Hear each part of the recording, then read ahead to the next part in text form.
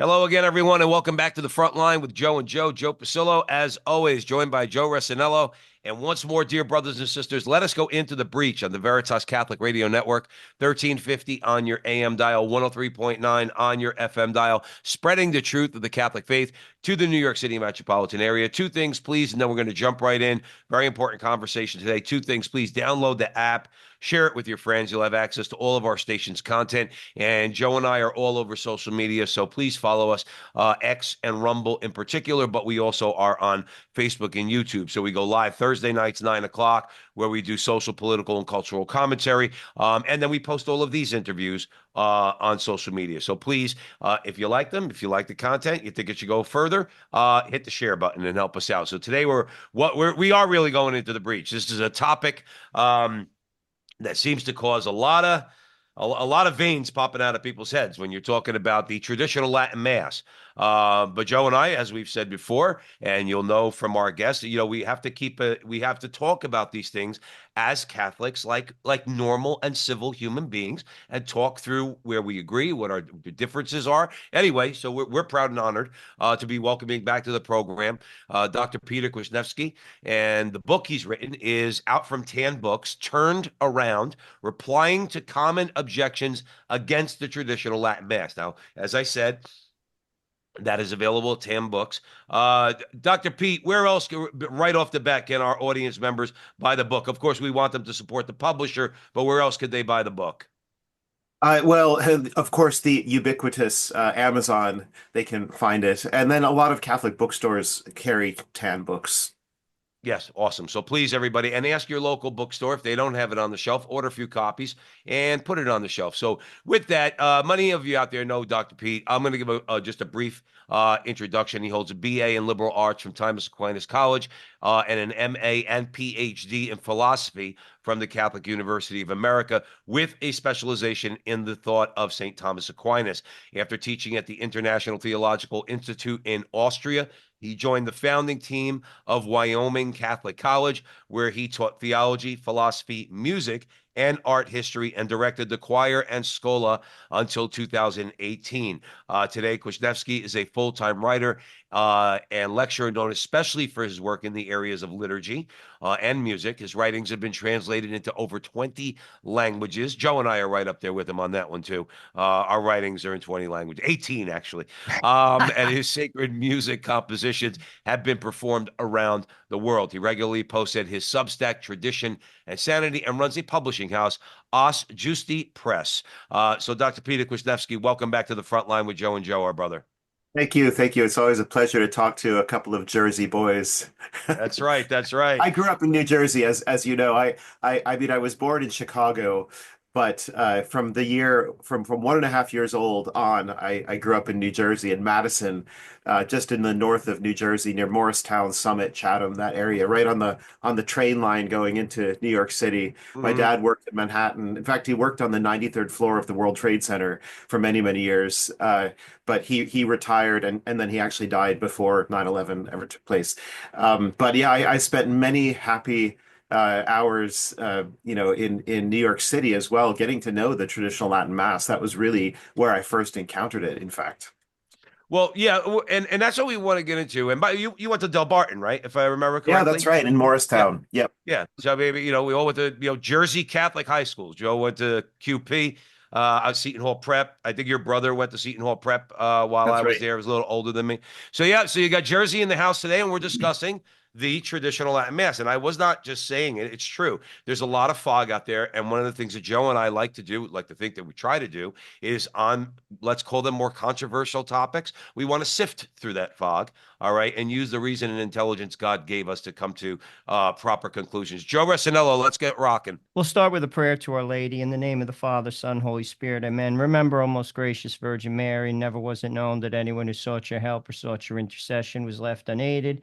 Inspired by this confidence, we fly unto you, a virgin of virgins, our mother. To you we come, for you we stand, sinful and sorrowful. O Mother of the Word incarnate, despise not our petitions, but in your clemency hear and answer us. Amen. In the name of the Father, Son, Holy Spirit. Amen. I think a good place to start, Dr. Pete, is basically tell everybody where the church stands with this. To be honest, I don't even know. There's so many voices out there. Like, Yes. where is the Latin Mass allowed? Where is it not? What stipulations have been placed around it? I think that's a good place to begin, and then we can get into the book itself. Because, like I said, there's a lot of talk, Mhm. obviously. It is permitted in certain fraternities throughout the church. In certain areas, it's limited. Let's start there, and then we can move forward. Yes. Well, the way I want to answer that question is by saying that part of the confusion of our times comes from the fact that the popes have had very different attitudes towards the traditional Latin Mass ever since Vatican II. So at Vatican II, to put this into a tiny nutshell, the over 2,000 bishops and superiors who were gathered there did not actually signify that they wanted to get rid of what we call the traditional Latin Mass. They said they wanted to make this change and this change and this change, but not to change everything radically. And so they proposed a modest reform. And afterwards, in the years following the council, that's not what happened. Paul VI ushered in a very significant, on anyone's standards, if you just compare the two rites, a very, a transformation, a really huge difference in rites. So suddenly, as of the really from beginning in the middle 60s and then into 1969, 1970, you have such a dramatic shift in the way that the church was worshiping that it instantly polarized Catholics between those who went along with the new and those who resisted it. I mean, of course, there were also millions who just left, and they left for many reasons. But some people resisted these changes and some people accepted them or felt that they had to accept them. And that was why a so-called traditionalist movement was born. I think if the reforms had been much more modest, there wouldn't be a traditionalist movement. We wouldn't be having this conversation. So Paul VI resisted anybody who was trying to hold on to the old. He said, no, everybody has to go along with the new. But he made an exception for elderly priests and people who, priests who couldn't see well anymore. They were comfortable with the old missal. Okay, he gave them a pass. And then the bishops of England and Wales asked him, well, Cardinal Heenan asked him to give permission for priests in England to celebrate the traditional Latin Mass, and Paul VI gave them that. So it was a little crack in the door. So he was saying no for everybody else, but yes for English people and for old priests. And then John Paul II comes along, and in the 1980s, he expands that permission much more broadly. He says to all the bishops around the world, if you want to allow this Mass in your diocese, if people are asking for it, then by all means, let it take place. And then that really reached its maximum expansion under Benedict XVI with Summorum Pontificum 2007, 7/7/2007. He was very deliberate about that date. And he said any priest anywhere in the church can celebrate the old rite. And Catholics anywhere can ask for it, and it should be given to them. So that that was, and he basically said, yeah, right alongside the Novus Ordo, right alongside this new Reformed liturgy of Paul VI, let the old one continue as well, right? So that was kind of the end of that whole process that I described. But then under Francis, what is it, 14 years later, he says, no, no, no, this is too divisive. The traditional Catholics are rejecting Vatican II. They're rejecting the Holy Spirit. He makes these various claims, and so now we've really got to put the kibosh on this. And so he set in motion. He did not outlaw it completely. You were right, Joe. He did not, but he put it under severe restrictions. And he said in particular, it's up to the bishops now to decide whether to have the Latin Mass. It's not up to priests as it was for Benedict XVI. It's up to bishops. Well, guess what happened? Most of the bishops didn't change anything, right? Most of the bishops let the Latin Mass continue where it was continuing. So the people in Rome thought, oh no, they're not taking advantage of this new motu proprio, Traditionis Custodes, to crack down on the Latin Mass. So we have to make them crack down on it. That's why there were a number of subsequent moves headed by a man named Archbishop, now Cardinal Roche, Arthur Roche, who said, no, now the bishops have to ask the Vatican whether they can have the Latin Mass in their diocese, right? And so now it's very much this kind of their hand is being held by the Vatican. So the bishops, they kind of decide, but it's really the Vatican telling them what to decide. And so there has been an increasing number of cancellations of traditional Latin masses because of this policy. as you mentioned, and this is where I'll end because and this is complicated stuff, but there are these institutes. Fraternity of St. Peter, Institute of Christ the King, Institute of the Good Shepherd. That's a smaller one. Most people haven't heard of that one. And some monasteries around the world that use only the traditional liturgical books. And so far, they have not been touched. They have not been harmed. They haven't been told they have to do anything different. And so, yeah, that's where we are right now. If you have a fraternity parish in your diocese, for example, as I do in mine, then you're free to attend Latin Mass 364 days a year. I say that because Good Friday is not a mass in the same way. So, Yeah, I mean, we have I'm in Scottsdale, right? yes. We have FSSP here. When I was in Jersey, before we left 3 years ago, out in Pequannock, you have the FSSP. You could go. They haven't been affected. I mean, if you want the mass, you can find it. So yeah, but the thing is this, and this is probably just way too long to get into. It just begs the question. I'm sure. Well, let's get into it a little bit. First of all, Dr. Peter Kwasniewski is joining us here at the front line with Joe and Joe. Turned Around is the title of his book, replying to common objections against the traditional Latin Mass. It's available at Tan Books. Please buy it from the publisher, but you could also buy it from Amazon. You can buy everything in the world from Amazon. They are now officially the very big corporation. So you could buy it there if you have to. The question is, and you could tie this into why you wrote the book, Dr. Pete, but why? See, I want to know. I want to know why. Because let's face it. Let's be clear too. Okay, and you could address this, and now I'm just going to give you the floor. All right. There's a lot of different rites within the Roman Church. There's not just the Latin rite. It's not just the Novus Ordo. You have the Marianites. You have the Byzantine rite. It really makes you think in your mind, and I don't want to cause controversy here, that there's there's a different motive going on here. Because you're requiring the Marianites or the Byzantines to have to celebrate the Novus Ordo. It's just focused on the traditional Latin rite, and it smacks Yes. of politics to me. No, it does. It does. And I think this is part of the reason why this issue is so controversial, is that, you look around at the Catholic Church in the Western world and you say, what's going on? Well, a lot of churches are closing. In Europe, nobody's going to church anymore. But there's growth in the traditional Latin movement. There are lots of people going to Latin masses. There are families, young families, big families, vocations, all these things are happening. So when people crack down on that, it makes you ask, what is it that they don't like about it, right? And it seems to me very difficult to avoid the impression. In fact, Arthur Roach himself says this, that the people who are against the Latin Mass have a different theology in mind. They think that Vatican II changed Catholic theology, that it changed Catholic liturgy in such a dramatic way that we cannot have this old, centuries old, millennia old form of liturgy anymore. It's off message, right? It no longer fits into the paradigm, into the program of the synodal church, right? And so this is not just me. I could back this up with tons of evidence, right? They don't want these people, and it's a minority of Vatican II hippies, mostly, as I call them, aging Vatican II hippies. They don't want Catholics to adhere to this more traditional form of faith and morals and life and worship, right? So I think this is a vendetta. It actually is a doctrinal and liturgical vendetta. It's not about these Catholics are rejecting, no, they don't reject the teaching of the church. In fact, if you go to a Latin Mass congregation and you were to poll them about, do you agree with the teaching of the church on every single topic, they would agree with it 100%, more than, and if you went to a Novus Ordo parish and you asked people, do you agree with the ban on contraception? Do you agree that abortion is always wrong? Do you think that women should never be priests or deacons? Whatever. They would give all kinds of crazy answers. Right. I mean, you'd get some Orthodox, some heterodox, whatever. So if it's really about cracking down on Catholics who don't hold the teaching of the church, the official teaching of the church, there should be a big crackdown going on in the Novus Ordo world, right?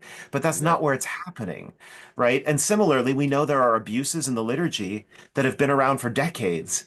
They're not cracking down on those, right? So I agree with you. It's definitely highly politically and theologically motivated. I'm going to hand it over to Joe. If you're just joining us here, Dr. Peter Kwasniewski has just written a book, Turned Around, replying to common objections against a traditional Latin Mass.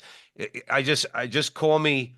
I just, in my journey away from the church, and then thank the Lord Jesus Christ back to the church. Okay, the reason why I rejected everything else, and I did explore other things and Protestantism and this and that, right, is because I want the rock. The church Mhm. is distinct and always has been distinct for 2,000 years. It's not like every other institution, okay? And if you Yes. go back to the Reformation, no, I don't want a church that looks like the Lutherans, the Calvinists. I want the Catholic Church Exactly. with its own language. That's why an African, okay, and let's say an Italian could be sitting in the same church that's celebrating the traditional Latin Mass, and they both know what is going on. They both Hmm. understand. Okay, what was Yes. going because we have Yes. our own language and we have our own distinct worship, which is, in my view, authentic worship. And I don't go to the traditional Latin Mass, Dr. Pete. I go to a Reverend Novus Ordo parish right here in Scottsdale. It's a beautiful, beautiful Mass. Okay, reverent, respectful, all of it. The pastor makes sure of that. But that's what makes the Catholic Church distinct. That's why all your problems in the world, when it comes to race and division and everything else, before all this about the traditional Latin Mass, Catholics say we have our own language. We are the multicultural institution in the Yes. world. We Yes. don't need lessons on multicultural. Quick comment from you, and then we'll throw it over to Joe. Sure. Well, I would say, um, yeah. No, go ahead. We'll let Joe take it. Okay, because I know I was long-winded there, Dr. Pete. Sorry about that. Well, no, I Um, will. Okay, I will make this comment because you asked me why did I write my book. The very simple answer is this: I'm not really writing this book to convince die-hard anti-Latin Mass ideologues like the people in Rome now who are trying to shut down the Latin Mass all over the place. I'm not. I can't convince those people. They're too stuck in their ways. But there are a lot of really good Catholics I've met, and I interact with them all the time on social media or by email, who are just genuinely curious. They're hungry for knowledge. They want to know, why does the Latin Mass, why is it so different? Why does it have all these different characteristics than the modern liturgy? Is the modern liturgy right in the direction it's going, or was there some good reason why the traditional worship acted the way it acted? And so there are objections that people have. The priest shouldn't have his back turned to me. We shouldn't be doing this in a dead language. We should have more modern music. We should have more involvement of lay people. Like there are these sorts of, and I take those seriously. As long as you're sincere in looking for answers, I can explain to you why the way the tradition does it is good. I think it's better, but at least I can show you that it's good, right? That it makes sense. well, and that's why that's why you're here, and that's why you're Yes. talking about it, because that's what I think is needed. A common sense argument for Latin, for the traditional hymns and all of it. Joe Resinello, where do you want to go? I think it's very fair to say that there has been a Protestantism that has basically been woven into our Catholic faith, particularly in America. I can't speak for the rest of the world. I don't live there, but I can speak for America. It's clear. And I think what you're saying is very fair. The way I look at it is I don't go to the charismatic mass. And I know the Neo-Cats are a thriving community too in America. I know of a few parishes, big families, good people. It's not for me. I could just say that for me. It's not for me. But those people want to go to mass. Again, I'm not an expert in the liturgy. I'm not going to pretend to be. The Latin Mass, it's thriving. What's wrong with it? You could step back and say, well, if you want to go there, it doesn't threaten me or why should it? And that's where I think it should be fair to say, or it could be easily observed. Maybe there is a politic going on. People are political. Let's be honest. None of us are perfect. There's only two people that were perfect that walked the earth, and I'm not one of them. That's for sure. With all that said, this is how I divide the church. And I'll be honest with you. When I look at bishops, when I look at where I go to church, do you agree that if you receive the Eucharist, you have to be in a state of grace? Because you would think that that's obvious. but there's undercurrents there and basically indirect statements being made within the church that no, you don't. They know that that cannot be said publicly because that is scandal and a heretic statement. However, under certain terms and how it's kind of maneuvered, that's basically being said. You could come into my church, the Catholic Church, on your terms and receive the Eucharist. Now, you're welcome to come into the Catholic Church. You could be an atheist, sit in the back, sit in the front. You just can't receive because you're not in full communion with the church. And that's, Dr. Pete, how I'll be honest with you. If I get that sense in a parish that is the dictate based upon my own two eyes, I'm not going to that parish. I'm going to another. That's me. I'm interested in your thoughts, your observations. Yeah, no, I think the question is even deeper that you've raised, because in the 20th century there was a whole trend in modern theology. The name Karl Rahner is a major name in this regard, that in a sense even questioned the very notion of being in a state of grace, because what they argued was that the whole world is full of God's grace. God is just lavishing grace all the time, and you have to very deliberately work at rejecting it in order not to be in a state of grace. Like you have to muscle against it, you know? And so the default position is that everybody's an anonymous Christian, that everybody is going to be saved, that God's grace is like a blanket over everything, which is a very kind of a Protestant, like a twisted Protestant notion.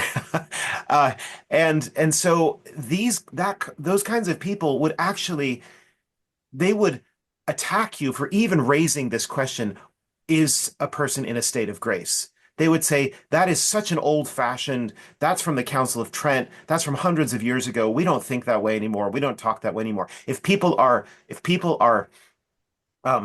If they have good intentions, if they just want to be a good person, that's enough, right? You know, even if they're in a weird marital situation or they don't really agree with the church on XYZ, but they're good, they're nice, they're trying to do the best they can go to communion, right? That's the mentality that we're up against. It's a fundamentally unserious mentality because it basically says the commandments of God, you know, the commandments of the church, these are sort of that's wishful thinking. That's an ideal, right? We can strive for that. We'll never really follow it. But, you know, as long as we're striving, whatever that means, then we're good enough. We're good to go, right?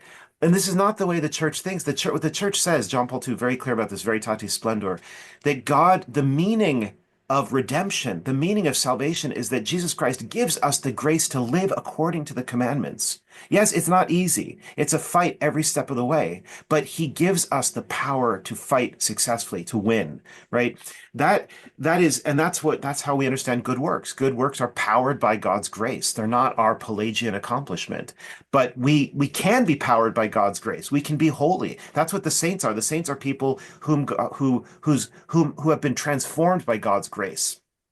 And so another way of putting your question, Joe, is does this pastor or does this parish take sanctity seriously, holiness? Do they believe there is such a thing, that God can give it to us, that we have to work hard to conform to it, to collaborate with it, right? Or is it just sort of like a country club, like all are welcome, you know, every stripe, every color, every view, it's everybody's welcome. You know, that's what you mean by saying it's on our terms, not on God's terms, right? But Joe's right, though. And if you're just joining us here at the Frontline with Joe and Joe, Dr. Peter Kwasniewski is joining us. He wrote a new book, Turned Around, Replying to Common Objections Against the Traditional Latin Mass. It's available at TAM Books. You can buy it at Amazon. Please do so. Buy it no matter where you do it. Buy it, read it. Important. Joe's right, you know, and I could hear the voices out there saying that we're being judgmental, but no, you know, not for anything. We try to be very fair on this show, Dr. Pete, when it comes to Vatican II. We try to we try not to make assumptions about what the goals of those who were proposing Vatican II was. But it does seem like it's awful Protestant to us. Okay.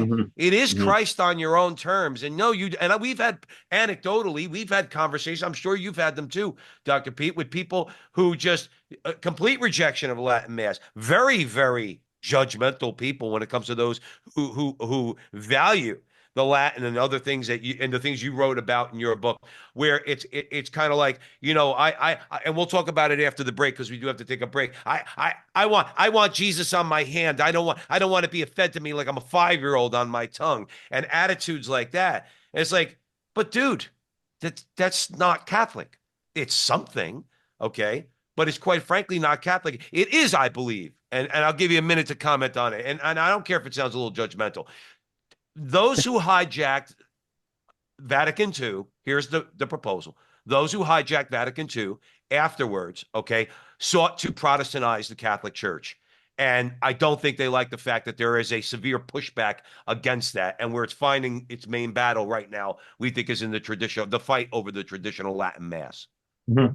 Yes, that's true. Joseph Ratzinger himself, I want to mention him because it's not my view, it's his view, that he says that in the time after the council, Catholic theologians have more and more become convinced that Luther was right and the Council of Trent was wrong about the Mass, the nature of the Mass, the reenactment of the Last Supper, the Mass as a meal. It's not primarily a sacrifice, and various other aspects too, where Ratzinger says if you read the work of modern Catholic theologians, they sound like Protestants, right? And this is true.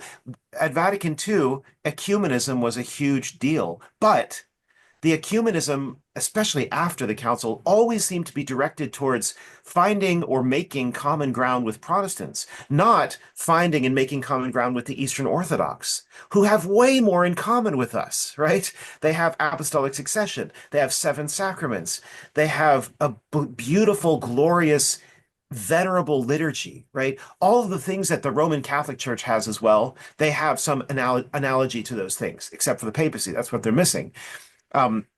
But the Protestants, they don't agree among themselves about sacraments. Their liturgy is all over the place, from high to low to who knows where. And they have their theology is as diverse as as the map of the world.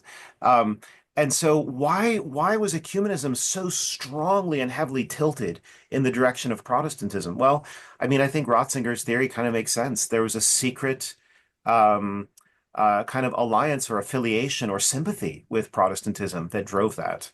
Yeah. Well, and then again, we're going to talk a lot more. Again, Dr. Pete, we could talk to you for hours. We know that we can't because we only have 1 hour, but we do have another segment coming up. So everybody out there, if you're just joining us, we are having a fantastic conversation, an important conversation with Dr. Peter Kwasniewski. The book he has written, new book, Turned Around, replying to common objections against the traditional Latin Mass. Joe, on the other side of the break, perhaps we'll get into some of those, like more specific. I know there's a couple things I want to ask. The book is available at Tan Books. Dr. Pete, real quick before the break, do you have social media or anything like that where our audience could look you up and maybe follow some things you have going on? Yes, I'm on X, I'm on Facebook, I'm on Instagram, and I have a Substack. That's the main place I want people to visit, Tradition and Sanity. Absolutely. All right. So we're going to take a quick break here at the Veritas Catholic Radio Network, and we'll be right back with Dr. Pete. Stick around.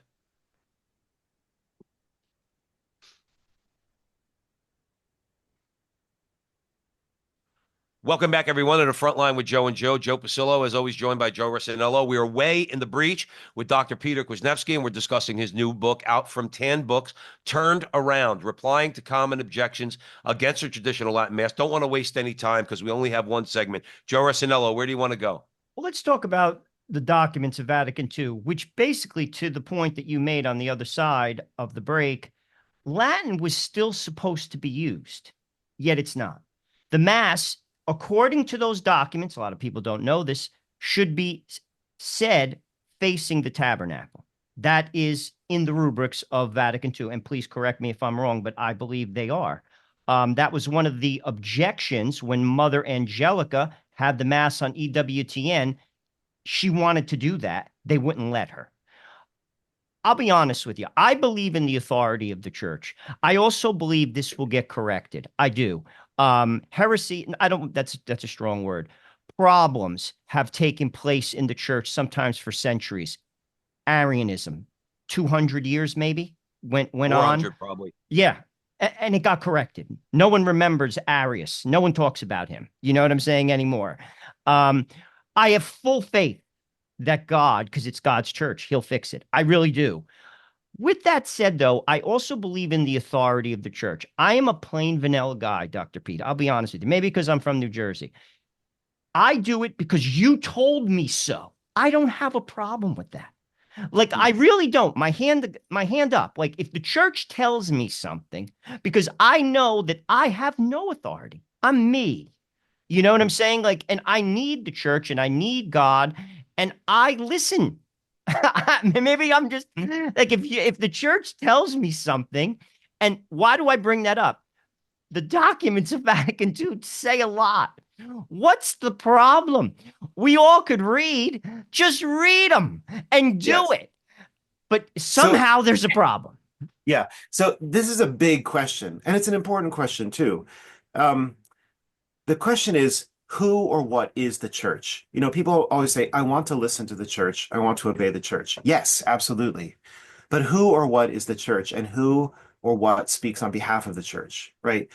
One of the problems of our age, and when I say our age, I really mean like probably the last 150 years. It's a very distinctively modern problem, is that a lot of Catholics have bought into an idea that I consider to be a simplistic idea. Namely, they simply put an equal sign between church and pope, right?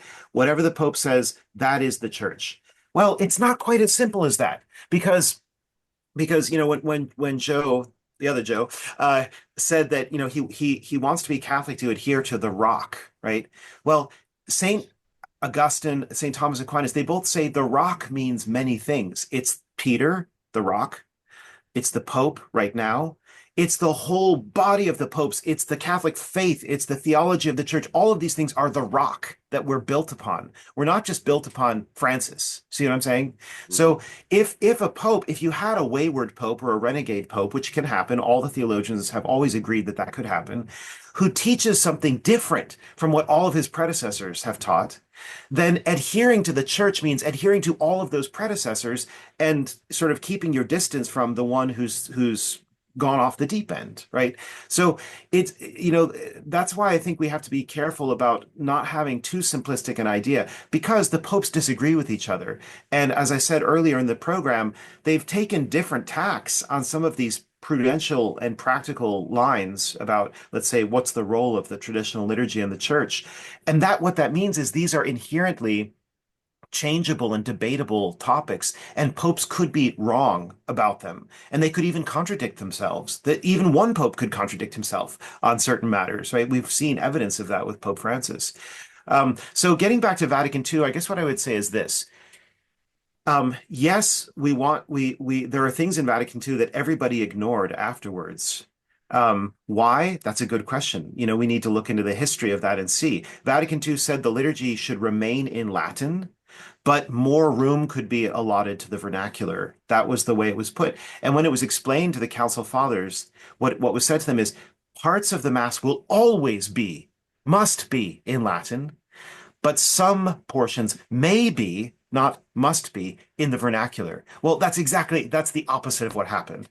So there, Paul VI himself simply disagreed with Vatican II, with over 2,000 Council Fathers, and went in a different direction, right? Are we allowed to question that? This is the kind of conundrum that we have to deal with, right? It's not really possible to be simplistic anymore about this.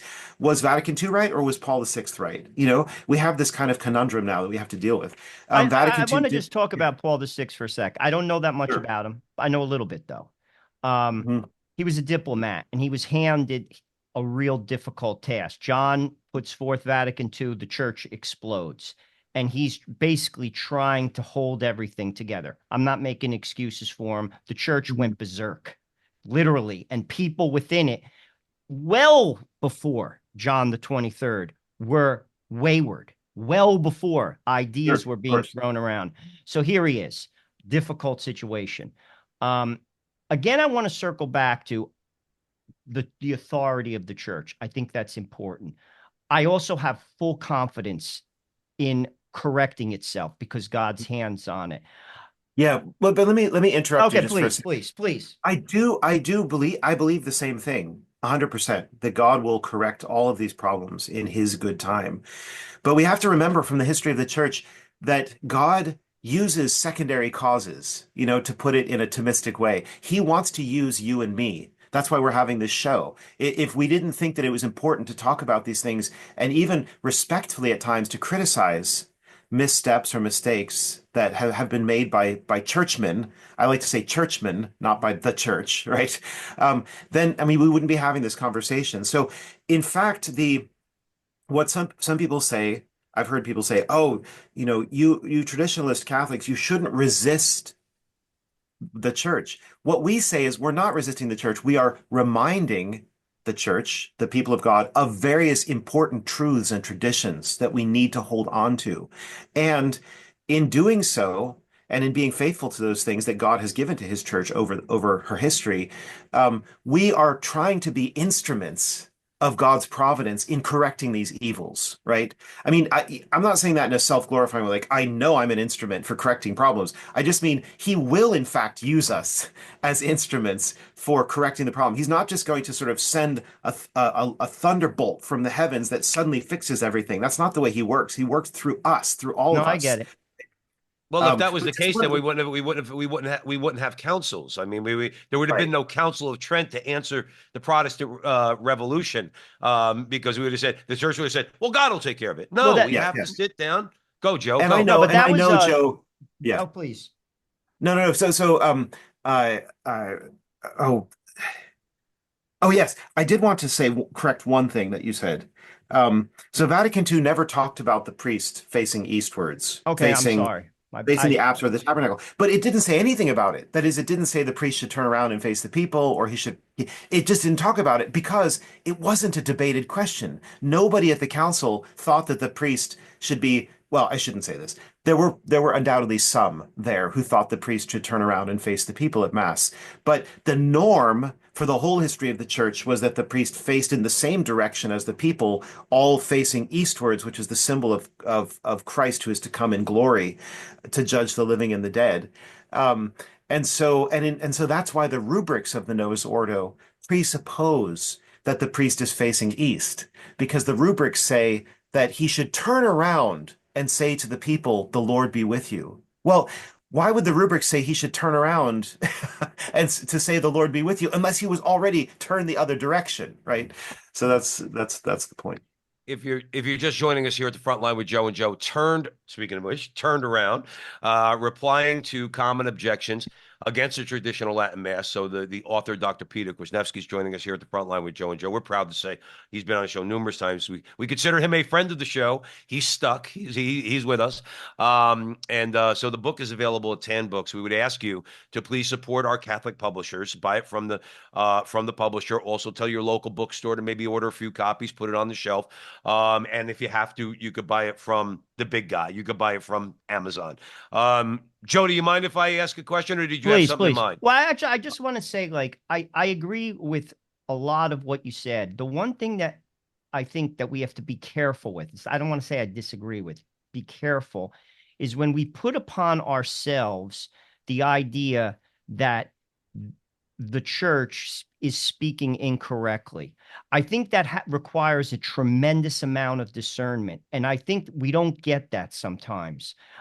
I see a lot. I don't comment on Catholic social media ever, actually, but I do look at it. And I see comments made that I think sometimes are made recklessly, that shouldn't be made. I sometimes sitting back, I've read things from cardinals that I don't agree with, particularly application. I don't agree with. And frankly, if I was a priest, I would use my own prudential judgment on Mhm. how that would be applied, particularly on the same-sex marriage blessing. Mhm. Or, well, that's not incorrect. How it's perceived as a blessing. I'm just using that as an example. But when we put upon ourselves like the authority, all I'm saying is I think that has to be done. And I'll use the example of Cardinal Burke. I think he's been a great example of that. He's been respectful. He has voiced his opinion. He has stayed within the lines of the church. I think if you ask me, he's the model for that. And when he has had conflict, he accepted it in obedience and still is faithful to the church. I think if you ask me, he's a saint, if you ask me. I think Bishop Athanasius Schneider is also exemplary in that regard, because when there's some kind of, when the Pope says something like he did in Abu Dhabi about God wills all religions, or in Singapore, all religions are passed to God, Bishop Schneider very calmly, very clearly spells out why that's not Catholic teaching. And so again, Joe, I agree with you. My main point is that churchmen are not necessarily the church, Oh, I right? agree with that. Be really 100%. careful about I that agree, equal but sign, I think it's the Pope. You see, that's where and I'll use that as an example. Those statements are dangerous because Mhm. they should be clarified. And that's his biggest flaw. I always try to give him the benefit of the doubt. My hand up, Dr. Pete. I swear. Ask Joe Pasillo. I always try. I try. I try. You're much more I could I tolerant than can't me, Joe. yeah, I couldn't do that. I But stopped I doing that a few try, years and ago. I'm not trying to make myself as a holy person or anything. I Yes, just yes. try. And those comments need clarity, and we don't get them. You know what I'm Yeah. saying? And God knows what he means, because I don't sometimes, as well as Mhm. others. Um, but I think sometimes, and that's where certain clerics give that clarity, and that's Yes. good. That Yes. in a respectful manner. But it's when we step outside and start to assume things, um, Mhm. could be dangerous is all I'm saying. And Mhm. that's what I throw out to people. It could be dangerous. And that's all I want to say. Sure, sure. I think, by the way, that the reaction of the African bishops to fiducia supplicans on the blessings of homosexuals in relations, that was a dramatic moment in church history. That will be in all of the church history books until the end of time, because that was the first time that I'm aware of that an entire episcopacy of an entire continent rose up as a body with very few exceptions. The vast majority of them rose up as a body and said, we will not accept this in our countries, in our dioceses, because it conflicts with traditional Catholic teaching. And in fact, it even conflicts with what the Vatican was saying just a few years ago, right? So Right. I think that this was a good example of a strong pushback against this progressivist tendency that unfortunately we're seeing so much of these days. See, In one thing terms of, I just want to say, like, in terms of that, which I think it's perception, you can bless an individual. You can't bless a union, particularly a homosexual union. In Africa, it's convenient, though, because they don't have that problem. In the West, we have that problem. There's a Mhm. lot of gay relationships. And frankly, there's a lot of homosexuality in the Catholic Church. Let's be honest, particularly in the clergy. Let's be honest. And that's part of the problem. My interpretation of it, it was a lawyer document. The average person in the pew doesn't read it and doesn't look at it from a lawyer's perspective. Like, and if you're blessing somebody, I can bless an individual. I bless you. I bless you. I can't bless the two of you. Even if someone's divorced and remarried, I'm not going to Yeah. bless that union. I But can't do it. you understand, Joe, that the reason why there was such a firestorm about that document is that it invokes a distinction without a difference, really. Because when you have two people come up who are a couple, who see themselves as a couple, and who come 100%. forward to receive a blessing, even if it's each one separately, it looks to all the world like an 100%. acceptance of It's this, right? And dangerous. that's why it should and never, ever and be I allowed. agree. We well, agree. well, Yeah. here's the thing. I mean, and this is being we're on the topic, we might as well stay there for a bit. Talk about okay. We're talking about the traditional Latin Mass, okay? And I'm sorry, I've been to both, and I could see with my own eyes the difference between, let's say, your average Novus Ordo and the traditional Latin Mass. You see it in the big families, you see it in the reverence, you see it in the rubrics, you see it because I didn't grow up with the traditional Latin Mass, nor did you, Dr. Pete, nor did Joe. We grew up in the Novus Ordo, okay? We grew up in the 1970s. To me, the traditional Latin Mass represents something that cuts through what you guys were both just talking about. You talk about Traditionis Custodes, is clarity. And that's Mhm. my biggest problem with Pope Francis. I know I could say this respectfully. I know enough of the Catholic faith to know that I could say something about the Pope in a respectful way. Papa, you lack clarity. Now, my problem with him is that he has said that he wants to be ambiguous. Now I have even more of a problem with that because, if anything, the Pope is not supposed to be ambiguous at all. We are Yes. Catholic. Again, let's get back to what it means to be Catholic. Catholicism, as Joe Rossinello points out all the time, it's painting by numbers. Okay. It's kind of real simple. Read the document. This is what we believe. We're the rock in the middle of the raging river of history that's moving, but we're the rock that doesn't move. Okay. And we're not supposed to. It's very crystal clear. Now, I know that's a little bit of a rant, Dr. Pete, but I think you know where I'm going with that. I Yes. want clarity. To me, the TLM, even though, like I said, I go to Novus Ordo, but the TLM represents something that's very crystal clear, and all church teaching should be very crystal clear. That's my problem with the Exactly. current administration. No, I agree. And this is why there's a collision course between the current administration and the traditional Latin Mass. It represents a vision of Catholic life and worship and theology that is not fashionable right now, that is very definitely not fashionable. And it's not, the powerful don't share this vision. In fact, they have an opposite vision, at least a tendency to have an opposite vision. So let me back up what you're saying. I talk about in my book, I have a chapter called Why Do We Follow Inherited Customs and Strict Fixed Rituals, right? Why do we do that in the Latin Mass? Everything is scripted. There are hundreds of rubrics that govern every movement of the priest, his hands, his feet, his body, when he bows, how much he bows. It's completely regulated. There's no room for spontaneity, for improvisation, for creativity, for informality, nothing. He's like a machine in a sense, right? He just has to follow these hundreds of rules. Well, some people have a real problem with that. And in fact, the liturgical reformers had a big problem with that, and they threw out nearly all of those things. But it makes sense because this priest is a servant of the living God. He is a tool of the master craftsman, and he's there to do a certain work, and he's got to do it as perfectly as it can be done. And that work is to offer sacrifice, the sacrifice of Jesus Christ as the alter Christus, the priest who stands in the place of Christ. He's offering the sacrifice of Christ. That's why he says, "This is my body, this is my blood." He's standing in the person, in the place of Christ. And so he has to be as transparent a tool or instrument as possible. When you see his back and you see him offering that sacrifice, you need to see the sacrifice of Christ, not Father Bob or Father Jim or whatever, right? So the Old Mass swallows up the individuality or the personality of this priest and just turns him into an image of Jesus Christ. And the texts of the Mass make it clear that what's going on is the offering of a sacrifice. Yes, we partake of the sacrifice, but it's not a meal primarily. It's not a reenactment of the Last Supper around a table. That's not what it is. Okay. And so I think the clarity is there in the texts, in the rubrics, right? And I think that what appeals to a lot of people, postmodern people, let's call them, is the strictness and the clarity and the luminous mystery of this mass.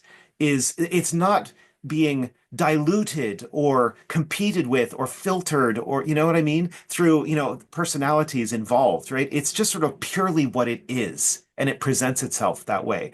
And I think that's very comforting and very strengthening for us in this period of chaos. And that is you just mentioned the right word. If you think that what we're saying is not true, okay, then do you enjoy the chaos?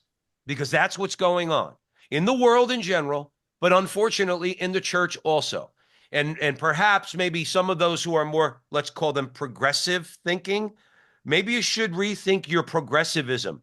And let's go back to something a bit simpler, infinitely more beautiful, and it possesses that clarity that we're talking about. That's why we're Catholic, is because things are clear to us. Just to make that point one more time.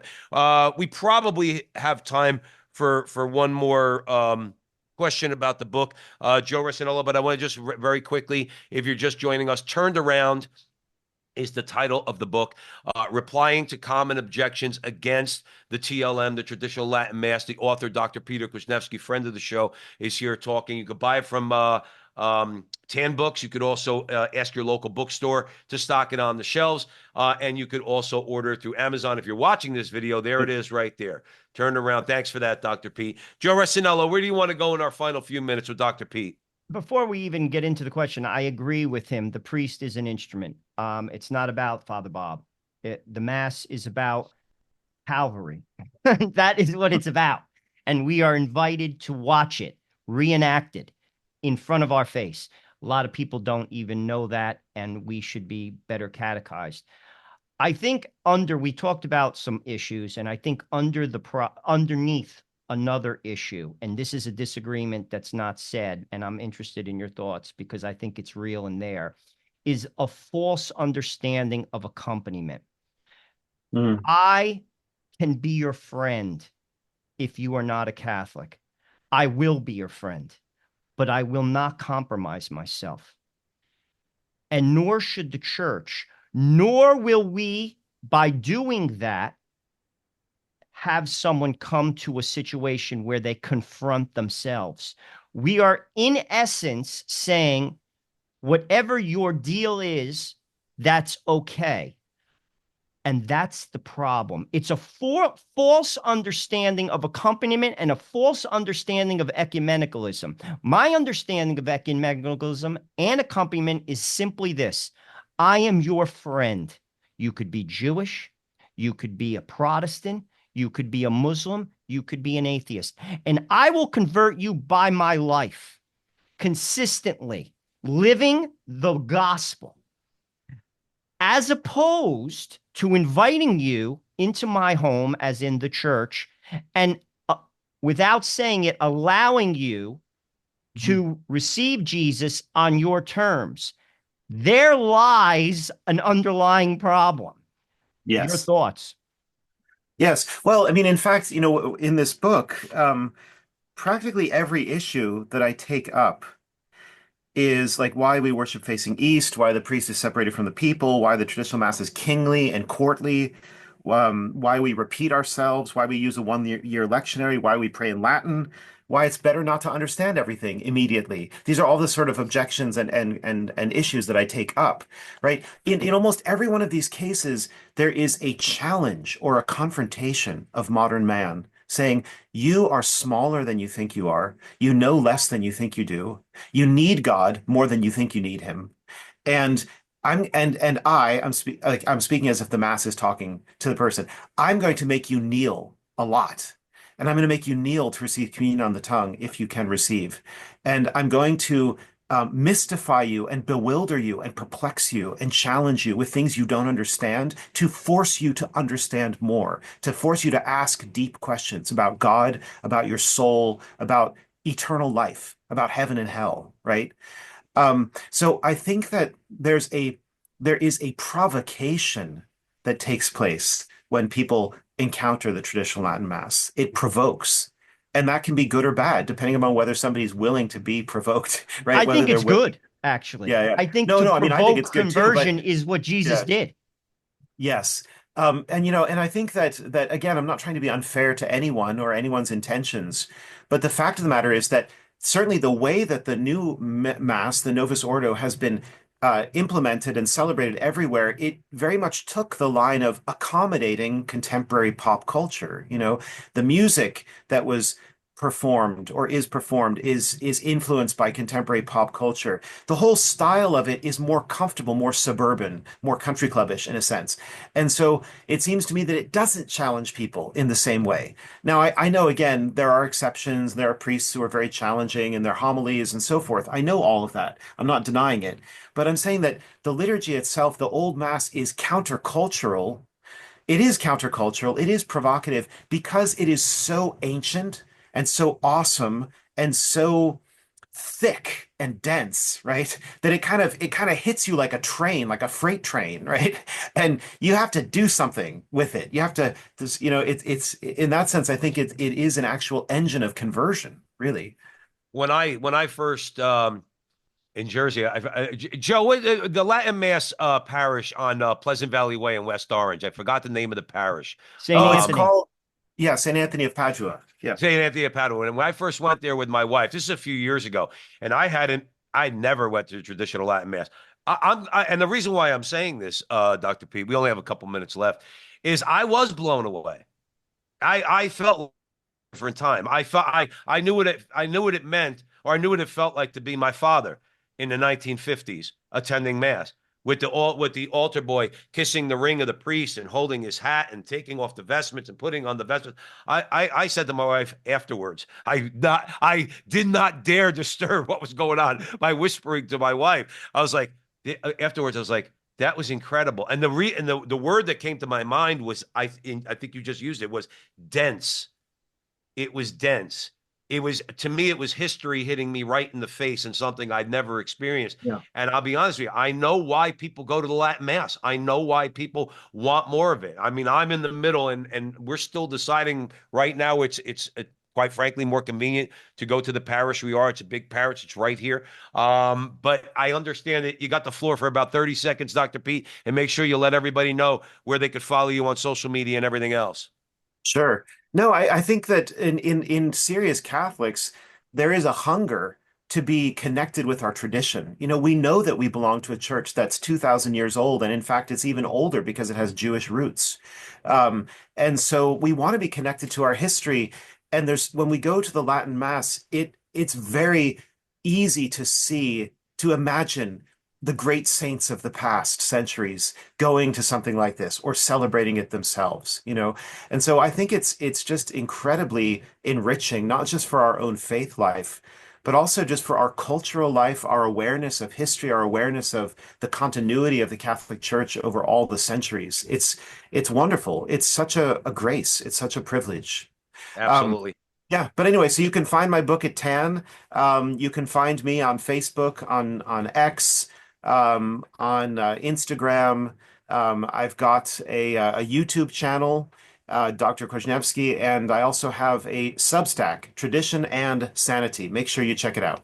Dr. Pete, as always, great conversation. All right, we're going to encourage everybody to share this. We always encourage them to share our conversations. Get this out there. There's a lot of common sense being talked about in this interview.